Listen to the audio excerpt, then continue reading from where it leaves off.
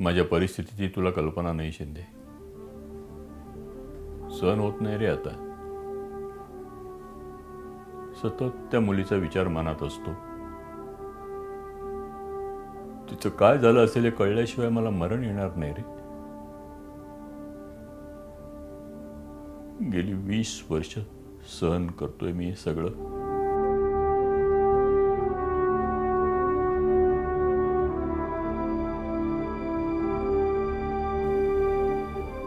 पण आता बस. मी हा शोध पुन्हा सुरू करणार आहे. माझ्या शेवटच्या श्वासापर्यंत इन्व्हेस्टिगेशन चालू राहील. ऑफिशियली शक्य नसेल तर अनऑफिशियली